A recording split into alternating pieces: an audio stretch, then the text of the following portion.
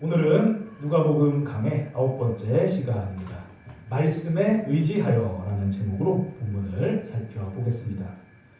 오늘 본문은 예수님께서 베드로와 또 다른 이 어부들을 제자로 부르시는 장면을 기록하고 있습니다. 자, 우리 누가복음 5장 4절 이 말씀 한번 함께 읽겠습니다. 말씀을 마치시고 백분에게 이르시되 깊은 데로 가서 그물을 내려 고기를 잡으라. 아멘. 자, 베드로, 야고보, 요한 이 어부들이 밤새도록 고기를 잡았습니다. 밤새도록 열심히 그물을 내리고 고기를 낚으려고 했는데 하나도 못 잡았어요. 그래서 이 해가 이제 떠서 아침이 되니까 일을 마무리하고 이제 그물 손질을 하고 있었습니다. 그물을 씻으면서 다음 또 일을 준비하고 있었는데 예수님께서 베드로에게 오셔서 말씀하셨습니다. 깊은 데로 가서 그물을 내려 고기를 잡으라.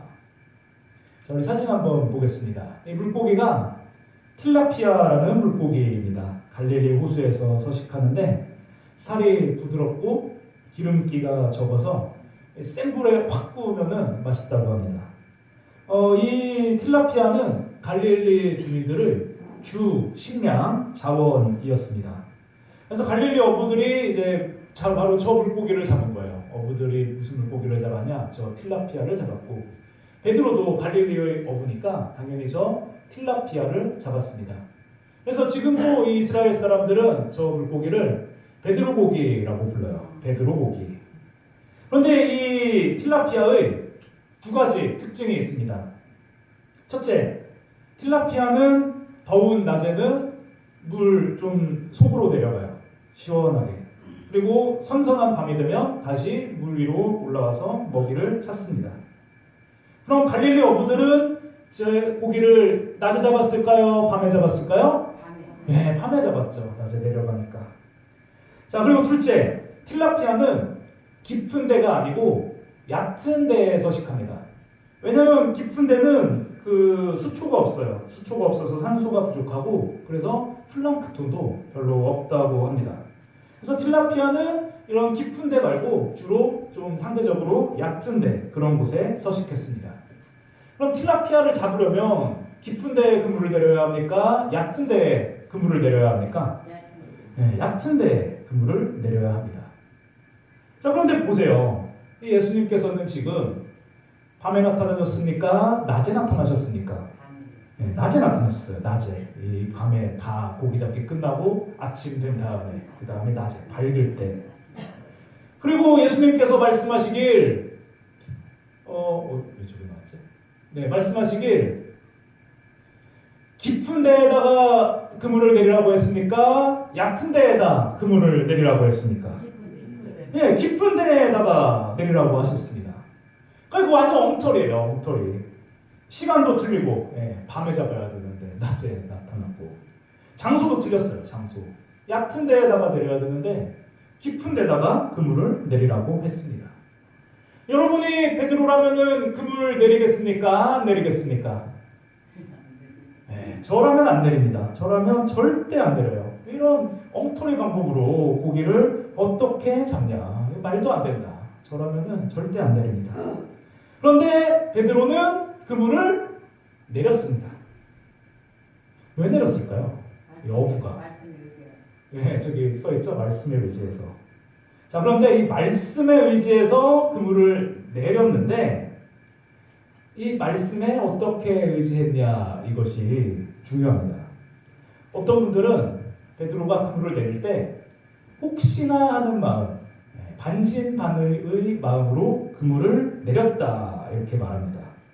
어차피 고기도 못 잡았고 그냥 그물 내려서 손해볼 게 뭐 있냐, 혹시 내렸는데 잡히는 거 아니야? 이런 혹시나 하는 마음으로 그물을 내렸다는 것입니다.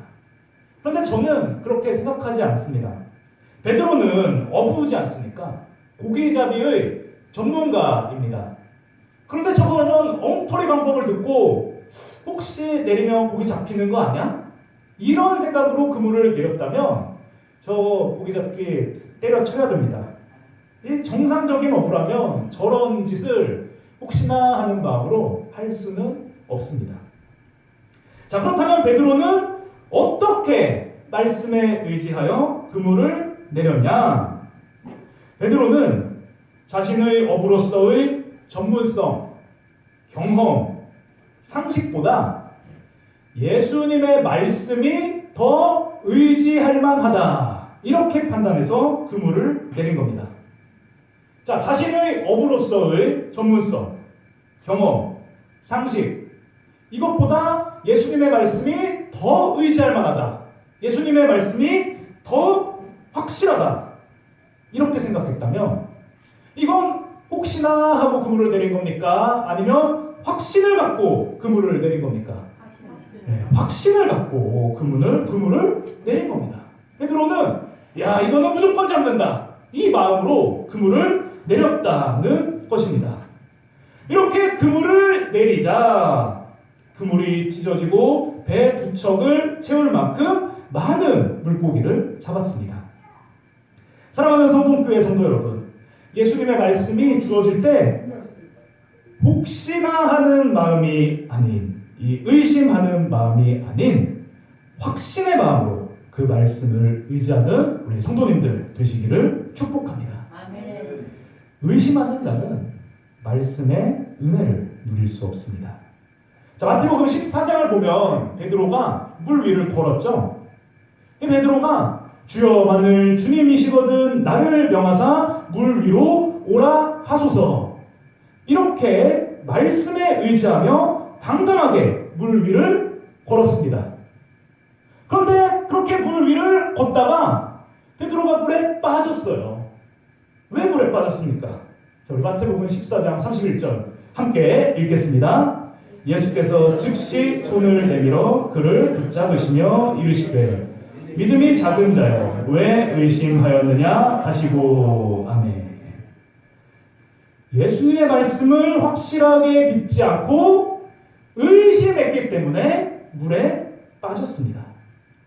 의심하는 자, 혹시나 하는 마음으로 의심하면서 말씀을 의지하는 자는 말씀을 의지함으로 주어지는 은혜를 누릴 수 없다는 것입니다.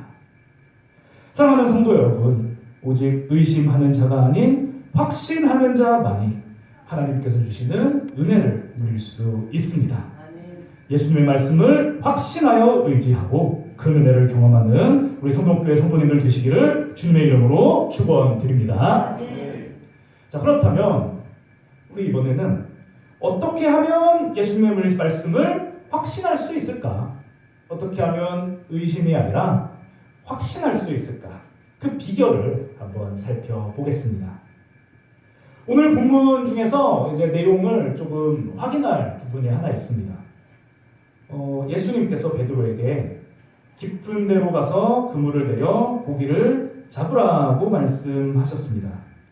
근데 많은 사람이 이 장면을 딱 떠올리면서 어떻게 떠올리냐면, 베드로가 일 마치고 그물을 씻고 있는데 예수님이 갑자기 와서 뜬금없이 야, 그물 내려라, 그냥 하고 있는데 갑자기 말씀이 주어졌다. 근데 베드로가 거기에 순종했다. 그래서 극적으로 이 기적이 일어났다. 이렇게 좀 이 장면을 생각합니다. 그런데 이게 오해입니다. 이 예수님께서는 베드로에게 갑자기 나타나셔서 그냥 말씀 툭 던지셨고, 베드로는 그 예상치 못한 말씀에 순종해서 극적으로 막 이 은혜를 누리는 그런 장면이 이게 아닙니다.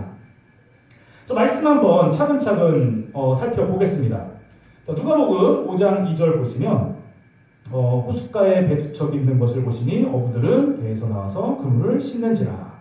먼저 예수님께서 와서 보셨어요. 예수님께서 보니까 배가 두 척이 있고 어부들이 일을 마치고 그물을 씻고 있었습니다.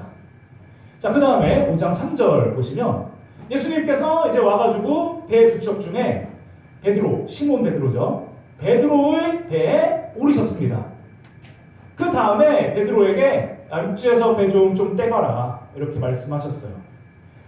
이 육지에서 배를 조금 떼달라, 이게 무슨 말이냐면, 신약시대에는 지금처럼 이 마이크가 없습니다. 마이크.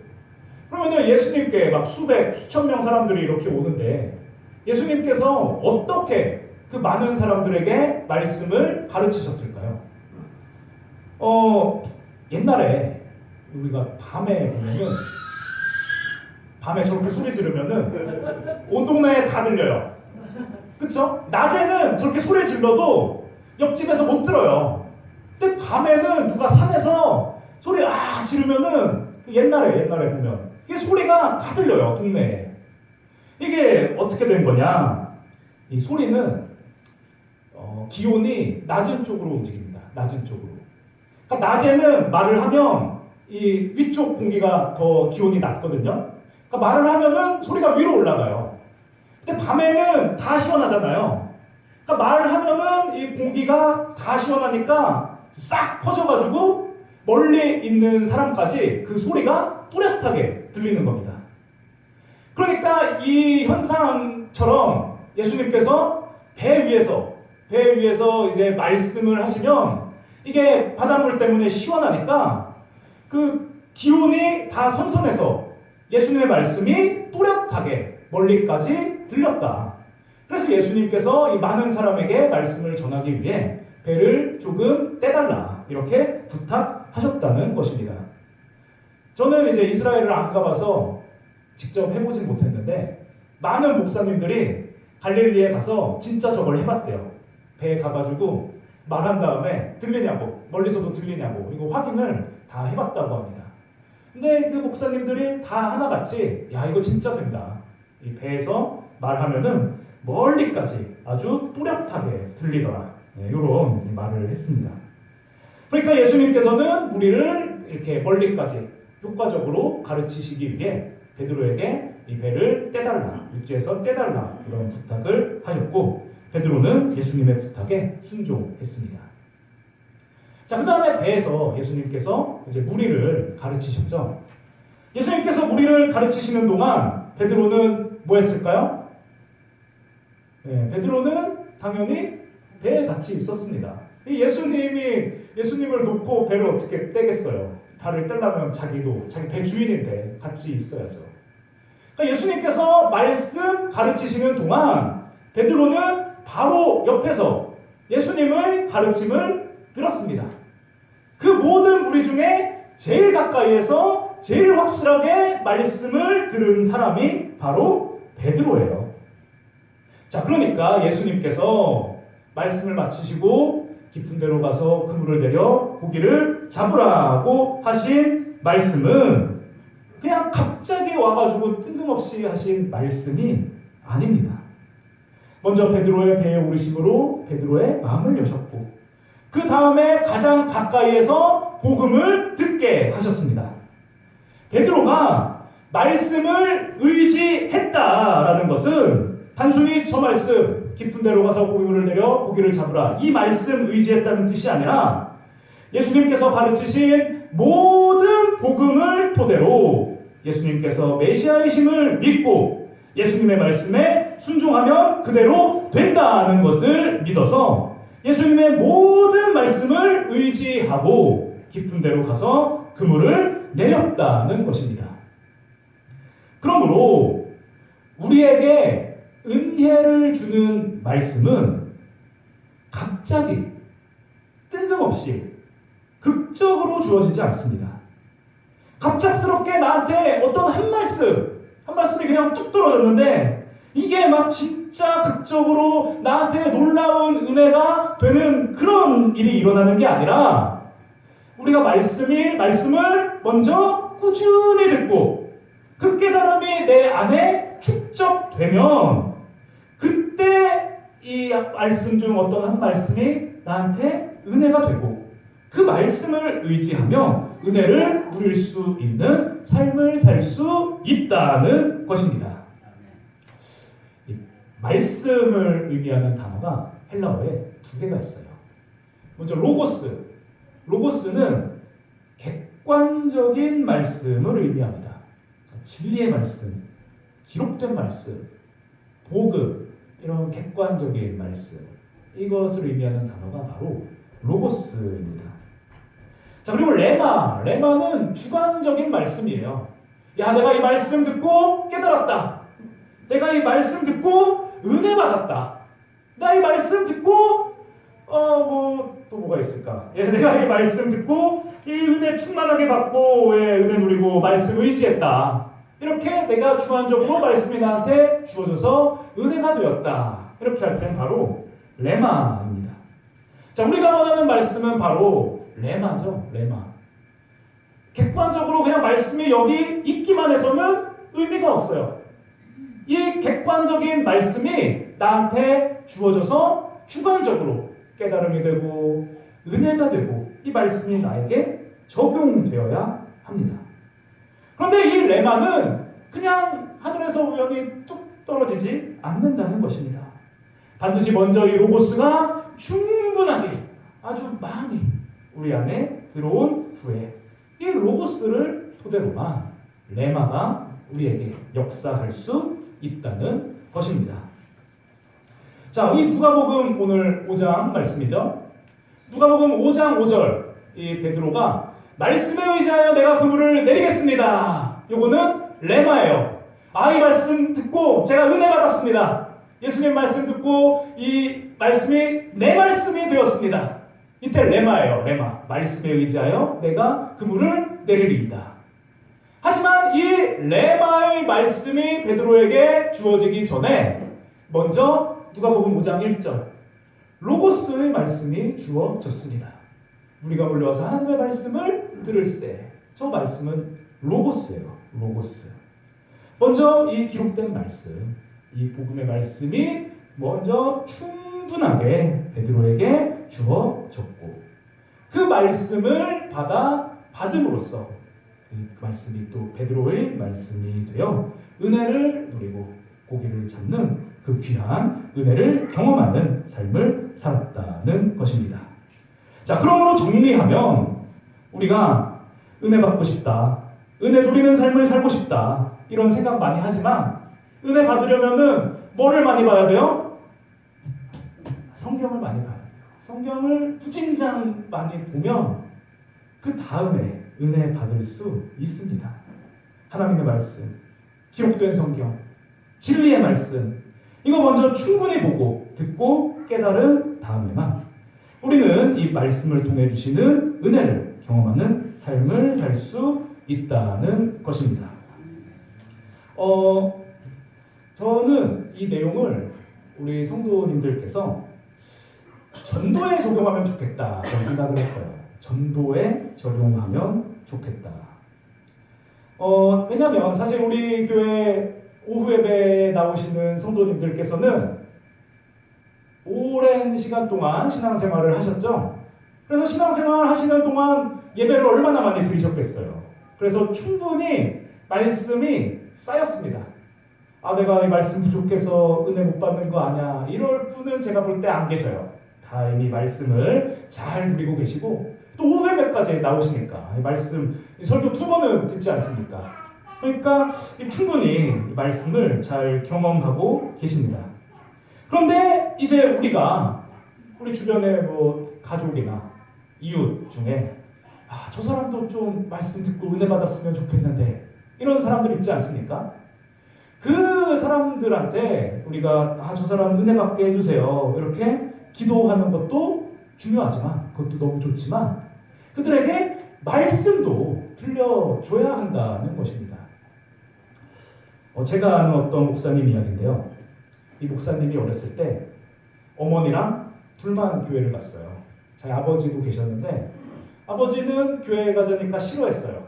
그래가지고 좀 어려우니까 아버지는 그냥 두고 어머니랑 오랫동안 교회를 다녔습니다.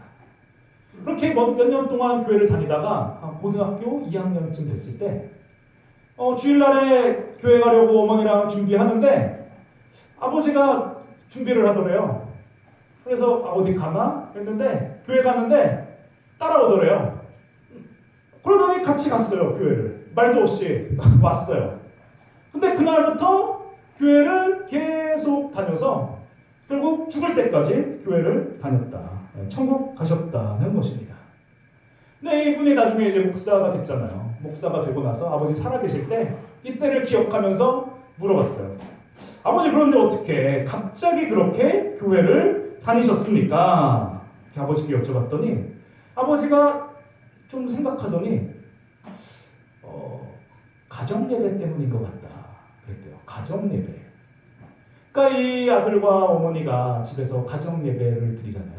그럼 성경도 읽고 성경의 내용으로 이제 대화도 할 텐데 이 아버지가 그거 안 들을 때도 있지만 맨날 하면 들을 거 아니에요. 그냥 오늘가면서 얼핏 듣고 그렇게 가정예배 계속 하니까 계속 얼핏 듣고 그것이 계속 쌓이게 되고 그 계속 쌓인 말씀 중에 어떤 건 은혜가 되고 어떤 건 믿음이 되어서 그렇게 어느 순간에 교회에 가게 되고 구원을 누리게 되는 놀라운 역사가 일어났다는 것입니다. 우리 성도교회 모든 성도님들에게도 이러한 역사가 일어나기를 원합니다. 우리 주변에 구원해야 할 가족 또는 이웃이 있다면 저 사람 정말 은혜 받아야 될 텐데 그런 사람이 있다면 그 사람을 위해서 열심히 기도하되 복음, 말씀도 들려줘야 됩니다. 이 귀에다가 말씀을 넣어줘야 돼요. 로고스의 말씀을 꽂아줘야 됩니다. 방금 말씀드린 예처럼 가정 예배를 드리신다든지 아니면 말씀 보다가 내가 느낀 점, 내가 깨달은 점을 한번 들어봐라. 그래서 말을 해준다든지 이런 게 좀 어려우면 마치 실수인 척 우리 교회 유튜브 설교 링크를 카톡으로 보낸 다음에 잘못 보냈네. 그러다 보면 한 번은 볼 거 아니에요. 어떻게 해서든지 수단 방법을 가리지 않고 복음을 귀에 넣어줘야 됩니다. 그래야 그것을 통해 성령님께서 역사하시고 은혜를 받게 되어서 믿음의 자리로 나아오고 구원을 누릴 수 있다는 것입니다. 저 로마서 10장 17절 함께 읽어볼까요? 로마서 10장 17절 함께 읽겠습니다. 그러므로 믿음은 들음에서 나며 들음은 그리스도의 말씀으로 말미암았느니라. 아멘. 자, 우리가 말씀을 의지하며 은혜를 누리게 하는 것 바로 믿음 아닙니까?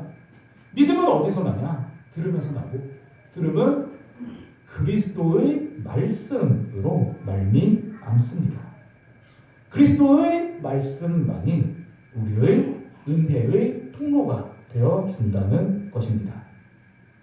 사랑하는 우리 성동교회 성도 여러분, 우리 성동교회 모든 성도님들과 우리 성도님들의 가정에 하나님께서 주시는 놀라운 은혜가 늘 풍성히 임하시기를 축복합니다. 아멘. 그리고 이 은혜는 오직 복음, 이 성경 말씀 요것으로만 주어집니다.